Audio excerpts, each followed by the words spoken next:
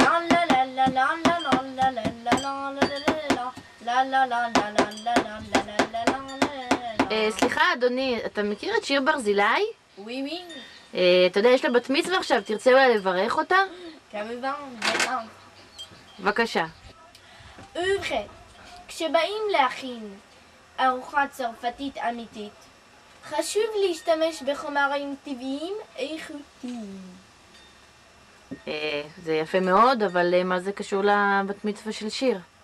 כמובן. כן. ניקח לדוגמה סנדוויץ' גבינה ועגבניה. כן. הרבה אנשים חושבים שכדי להכין סנדוויץ' גבינה ועגבניה, כל מה שצריך זה לחם, גבינה ועגבניה. נו. אבל זה לא נכון. לא? זה לא נכון. כדי להכין כריך, גבינה ועגבניה, דרושים לנו 3 דברים. 1. הלחמניאז'. לחמניה העשויה מחיטה, שרויה, קלופה וסחוטה. 2. הגבינאז'. סליחה, התבלבלתי. הגבינאז'.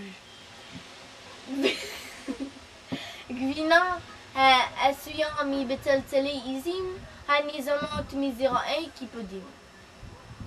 ו3. העגבניאז'. עגבניה העשויה מזרעים של העגבניאז'. אני לא מבין, זה לא ברור. מה כל זה קשור לבת מצווה של שיר? לא ברור. לא ברור! כל הזמן לא ברור! לא ברור! לא ברור! לחם, זה ברור! גבינה! זה ברור! עגבניה!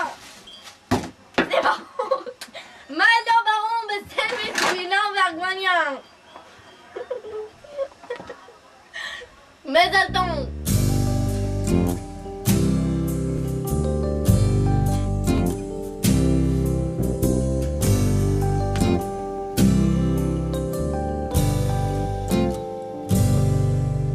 דברי עכשיו ילדה, אני שומעת כל העולם מקשיב למלמולך. דברי מלאך שלי, אני יודעת שלא תמיד הקשיבו לקולך. דברו שפתיים יחפות, דברו עיניים, כל עוד חלב נוטף מחיוכך.